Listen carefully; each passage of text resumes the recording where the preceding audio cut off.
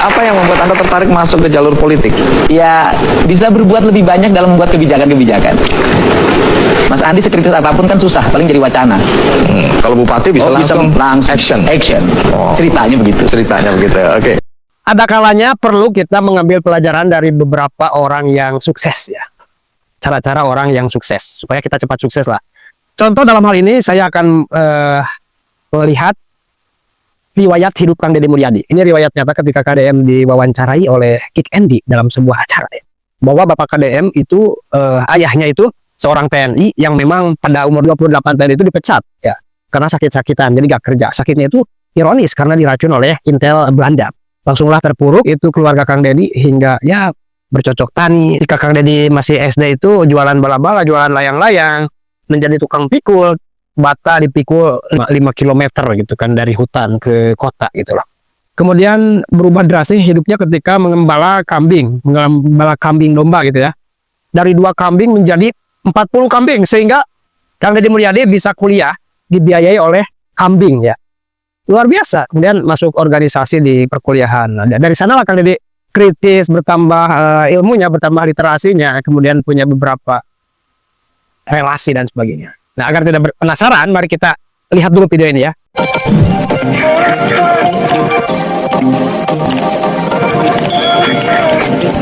Berapa dari berapa bersaudara? 9. Anak ke-9? Anak ke-9 dari 9 bersaudara. Ayah Anda tentara? Ya. Tapi sepintas saya baca riwayat hidup Anda, kok hidup Anda lebih banyak prihatinnya, lebih banyak susahnya. Anak tentara kok hidupnya susah ya? Ya tentaranya kan sampai 28 tahun. Pangkatnya prajurit kader, palang 3 di sini. Oh, sampai umur berapa tadi? 28. Umur 28 ya. Sudah nggak jadi tentara lagi? Ya, jadi bapak saya 20 tahun udah bikin anak. 28 tahun ya. Pensiun dengan pensiun atau pensiun apa? Diberhentikan karena sakit. Kenapa sakitnya? Diracun oleh mata-mata Belanda. Gara-gara dipensiun dalam usia itu akibat diracun oleh mata-mata Belanda ya. Sehingga ayah tidak bisa bekerja dengan baik. Ya. Setelah pensiun apa yang dikerjakan ayah? Ya di rumah. Karena saya dengar sakit. Ya pernah kuli-kuli di kulit perkebunan tapi nggak tahan lama karena terlalu jujur. Apa yang terjadi? Ya diberhentikan oleh teman-temannya. Karena jujur. Kok bisa? Ya kali diajakin kerjasama jual pupuk, dia nggak mau. Di perkebunan nggak mau. Dia lebih baik berhenti. Wah.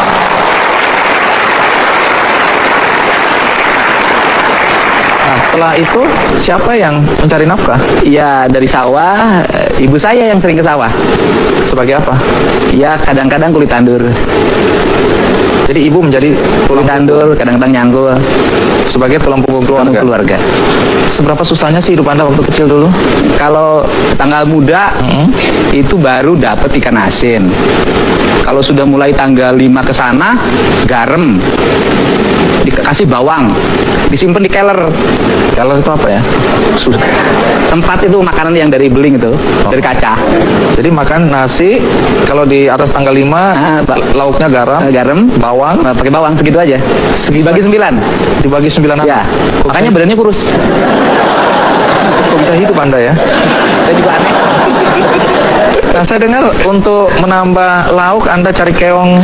Ya kan kalau ini kan kalau malam-malam ibu saya suka ngajakin cari belalang. Belalang untuk apa? Dimakan. Belalang dimakan ya? Iya. Ini belalang sawah ini ya? Iya. Nah soal jualan es mambu nanti saya tanyakan. Tapi sampai umur berapa Anda masih harus juga membantu orang tua untuk menambah lauk pauk gitu? Karena saya dengar Anda juga bekerja ya? Ya itu sampai SMA. Sampai SMA? Iya. Baik sebelum kita lanjutkan ya karena menarik untuk tahu Anda jual es mambu dulu, kenapa jual es mambu, jual layang-layang ya macam-macam, termasuk Anda juga ada urusan dengan batu bata ya? Iya. Jadi untuk sukses mungkin ada urusan dengan batu bata juga gitu ya. Nanti ada cerita, tapi sekarang jadi Anda pernah jadi tukang ojek? Iya. Di daerah mana itu? Di Kampung Sukadaya, Desa Sukasari, Subang. Berapa penghasilan tukang ojek sehari? 2.000. Jadi kenapa Anda sampai harus jadi tukang ojek? Ya nambahin buat biaya sekolah. Cari rumput. Ya. Itu juga untuk pakan ternak. Untuk kambing. Saya kan waktu sejak kelas 1 SD punya kambing. Domba lah kalau di Subang. Soal jualan es mambu dan lain-lain itu kenapa ya? Ya es bambu itu kan saya pengen makan es kayak orang, tapi nggak punya duit. Terus? Ya akhirnya gimana caranya bisa makan es? Cita-citanya cuma makan es. Yang ngambilnya dari Mang Rojak. tetangga. Oh, masih kenal Mang Rojak ya? Oh, masih Haji Rojak. Oh, terus? Nah, kemudian dapat 50 kan satu kali tempatnya itu, 50, itu dapat tellingnya 5 lebihnya. Lebihnya itu untuk boleh dimakan. Nah, saya malah ketika dagang itu malah nggak makan karena sayang diuangin semuanya. Oh. Naluri bisnisnya udah mulai nih ya. Ya. Nah, jual layang-layang juga. Layang-layang waktu SMP. SMP jual SMP layang-layang. saya lihat orang main layang-layang, saya pengen main layang-layang tapi nggak beli. Ya coba kita jualin, pinjem uang orang. Kemudian akhirnya ketika sudah beli, sayang juga kalau dipakai main layang-layang. Jual lagi. Jual lagi. Apa urusannya kambing, cincin dan Ya, orang-orang kan pada punya kambing tuh. Iya. Oh, saya kok nggak punya, gitu kan? Saya pengen juga kayak orang gembala kambing, gembala domba. Kata bapak saya, duitnya dari mana? Punya nih cincin, jual. Nah, waktu itu akhirnya dijual, harganya Rp7.500. bisa beli kambing. Beli. Tapi gara-gara itu saya dengar keluarga mulai beternak dan Ya, domba menyelamatkan Iya. keluarga Anda. Ya, saya sama kakak saya yang kedua paling gede namanya Kang Ade, sama ibu saya yang tukang nyabit rumput. Ya, saya tukang gembala. Dan dari situ beranak 2 jadi 40. Oke, domba menyelamatkan keluarga Anda karena saya dengar sekolah apa segala macam dibiayai dari Iya, ternak domba dari itu tadi situ, ya. iya. Jual bata itu bagaimana ceritanya? Ya, bukan jual. Jadi gini Apa? kan, kalau kita suka pengen punya duit juga, kalau buat hari raya Lebaran kan buat beli baju baru. Iya. Nah, itu saya suka kuli mikul. Kuli mikul. Mikul bata itu kan ngangkutnya jauh tuh hampir 5 km dari hutan kan, dibawa ke kampung dibakar. Satunya dibayar seperak. Saya bisa bawa 10 biji, 10 perak. Umur berapa itu? Ya, SD lah kelas 4. Orang tua tahu ini. Tahu. Nah, kemudian uangnya disimpan-simpan. Pekerjaan Anda sekarang apa? Jadi bupati.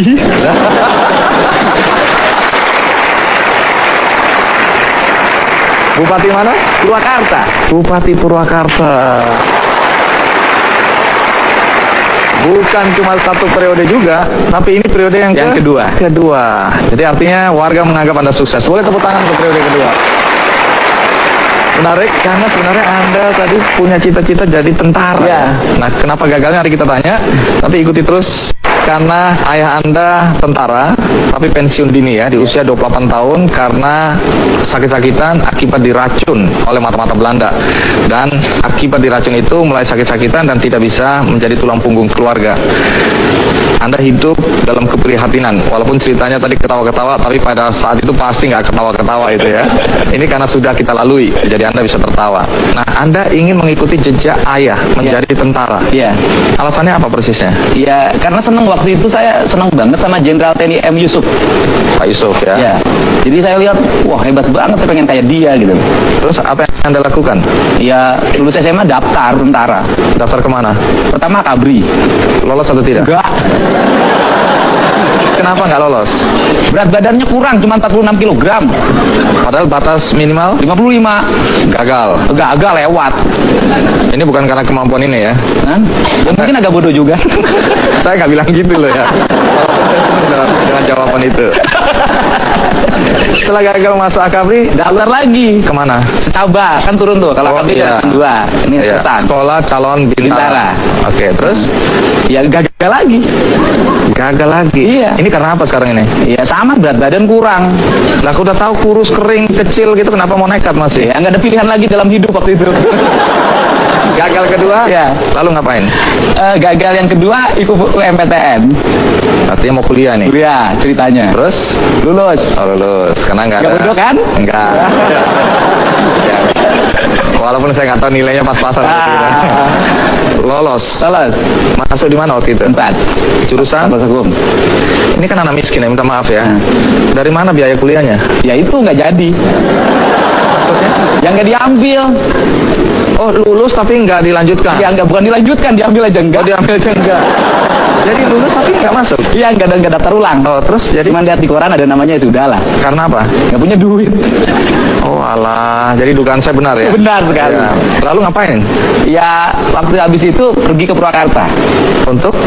Ya daripada di rumah bengong, bingung, ikut sama kakak saya. Kakak ini orang kaya? Oh, repot. Apa, kaya dan repot apa? Iya, dia di asalnya kerja di PDAM, kepala bagian. Iya. Tapi nasibnya jelek, jadi tukang jaga genset diturunin. Terus Anda tumpangi? Iya, ditumpangin. Semakin susah Oh dong iya, itu. rumahnya ngontrak. Mau roboh gini aja rumah itu. Lah kok Anda nggak kasihan? Ya sekalian lah biar belangsaknya bareng. Tapi dari cerita itu akhirnya Anda kuliah ya? Ya di situ itu karena itu penghasilannya 10.000 per bulan, sisa gaji potongan bank. Jadi tuh kalau belanja disekaligusin, beli ikan asin, beli gudeg itu gudeg dikasih dagingnya bukan dagingnya, tapi tulangnya itu bertahan 2 minggu. Angetin lagi makan lagi, angetin makan lagi. Nah dari saya nggak dikasih tempat tidur karena cuma satu dia punya. Tidur di mana? Di lantai, nggak pakai bantal, nggak pakai apa-apa. Bertahan berapa lama? Setahun. Yang jadi tukang ojek waktu itu ini, masa-masa ini? Bukan waktu SMA. Oh, ini udah lulus SMA. Oh, ini sudah lulus ya? Tidur. Jadi kalau akibat tidur itu mungkin karena dingin dan lapar tiap malam tuh bangun. Terus? Ya sholat. Oh, ada positifnya. Ada positifnya. Jadi belangsak itu memang membuat kita ingat terus sama Ingat Allah. Tuhan. Bukan berarti sekarang nggak ingat Oh loh ya? ingat perlu pasti, kalau sekarang lebih ingat lah. Cuman caranya beda. Caranya beda. Akhirnya kan kuliah. Ya kuliah di STH. Duitnya dari mana nih? Ya spekulasi aja. Spekulasi apa? Ya coba-coba, siapa tahu ada duitnya. Akhirnya bagaimana? Ya ikut bisa kuliah. Mengenal organisasi. Nah, karena saya dengar waktu kuliah Anda juga jualan ya? Ya. Jualan apa? Jualan bala-bala. Bala-bala itu apa? Gorengan. Teman-teman tahu nggak jual bala-bala itu? Tahu. Nggak malu tuh? Ya malu tapi kepaksa. Berapa lama jual bala-bala itu? Ya hampir 2 tahun. Itu yang dipakai untuk Ya modal organisasi, modal kuliah. Terus kemudian juga saya kalau malam suka ngakal-ngakal. apa? Jadi kalau pergi ke kuliahan jalan kaki. Nah kuliah ini kan banyak karyawan tuh. Nah saya selalu pulangnya jalan kaki sama teman saya namanya Komaruzzaman. Terus? Dan nanti biar jalan karena suka diajakin mampir makan bakso kalau malam. Itu strategi untuk bertahan hidup. Iyalah, gimana caranya hidup gratis gitu loh. Oke. Tapi memang di masa kuliah saya dengar Anda aktif ya di organisasi Ya, ya. aktif. Organisasi apa aja yang pernah diikuti? Ya HMI dan Senat Mahasiswa aja. Aktif banget ya. Ya kan ikut mendirikan di Purwakarta karena belum ada waktu itu. Pernah jadi apa? Ketua cabang. Ketua cabang. Ya. Baik. Nah, dilihat dari perjalanan yang berliku-liku, yang jadi pertanyaan kemudian adalah bagaimana Anda kok bisa jadi bupati? Nanti dijawab. Oh iya. Sebelum kita lanjutkan, ada baiknya kita sejak kecil sampai dewasa hidup dalam keprihatinan membuat Dedi tidak membayangkan bisa menjadi orang nomor 1 di Kabupaten Purwakarta. Pertanyaannya bagaimana sampai dia bisa sukses, apa rahasia suksesnya, dan siapa orang yang paling berjasa dalam hidupnya. Ikuti terus Kikendi. Hidup Anda tadi mahasiswa, jualan, nggak malu ya, mencari tambahan. Bahkan saya dengar Anda nggak makan 3 hari waktu kuliah dulu. Ya. Nggak mati itu ya. Pengalaman hidup yang tidak mudah. Sekarang yang jadi pertanyaan adalah bagaimana Anda bisa jadi bupati? Bagaimana ceritanya? Ya berawal dari karir jadi anggota DPRD. Oke. Saya DPRD dimulai dari pedagang beras. Pedagang beras. Saya jualan beras, kemudian punya uang, punya modal. Nyalon anggota DPRD, saya menang. Kemudian saya jadi anggota DPRD jam 5 pagi sudah di kantor. Ngapain? Untuk bikin konsep, bikin pandangan. Waktu itu dominasi saya terhadap pemerintah sangat kuat. Gagasan-gagasan saya. Hampir 3/4 gagasan pemerintah itu dipasok dari DPRD. Karena Anda memang sudah terbiasa berorganisasi ya, aktivis ya. Terbiasa berorganisasi, terbiasa kerja keras, terbiasa buka pandangan. Saya pernah terbiasa di demo, saya pernah di demo 20.000 orang. Saya hadapin. Waktu jadi apa? Anggota DPRD, buruh, masalah buruh. Sampai hari ini teman-teman pendemo itu jadi teman. Sehingga ketika saya jadi bupati, nggak ada lagi yang demo. Nah, jadi itu kisah inspiratif yang nyata dari Kang Deddy Mulyadi yang bisa kita ambil pelajaran dari semua itu, meskipun ya memang banyak sekali kisah inspiratif dari tokoh-tokoh lainnya. Tapi dalam hal ini saya harus meng-up tentang kisah inspiratif Kang Deddy Mulyadi dari semenjak Kang Deddy Mulyadi terpuruk sampai bangkit seperti sekarang ini ya. Supaya kita bisa mengambil pelajaran ya, orang itu sukses bukan hal yang gampang, bukan hal yang mudah, tetapi kadang selalu digembleng dari kecil di keluarga dalam keadaan ekonomi, dalam keadaan dan situasi yang kadang sangat menjepit ya, menghimpit, seolah dunia itu menjepit kita. Gimana? Pokoknya begitu ya. Jadi intinya seseorang yang memang sukses dalam berbagai hal, dalam hal ini dalam politik umpamanya ya, itu selalu berangkat daripada kisah yang memang itu berasal daripada dia itu digembleng mentalitasnya, kerja kerasnya, kemudian ekonominya juga digembleng bagaimana supaya bisa bertahan hidup dalam keadaan yang rumit gitu. Nah, kadang seseorang itu bisa sukses itu karena keadaan yang sangat-sangat memprihatinkan kalau memang dia itu bisa berpikir positif terhadap Allah Subhanahu wa taala. Ini mungkin ujian, sudah waktunya saya bangkit. Ya, kalau dia bangkit insya Allah akan mendapatkan beberapa hal yang sangat positif. Terutama yang pertama mungkin mentality semakin meningkat. Kemudian menghadapi masalah dengan berbagai solusi. Yang penting substansinya bisa diselesaikan dengan permasalahan-permasalahan atau problem solving, ya. Bisa diselesaikan dengan masalah. Apa sih permasalahan yang tidak bisa diselesaikan? Semuanya bisa diselesaikan. Ya. Nah, bagaimana menurut Anda terkait kisah kehidupan Kang Deddy Mulyadi? Bisakah Anda mengambil pelajaran darinya? Terima kasih sudah menonton. Jangan lupa like, subscribe, dan tekan tombol lonceng. Bye-bye.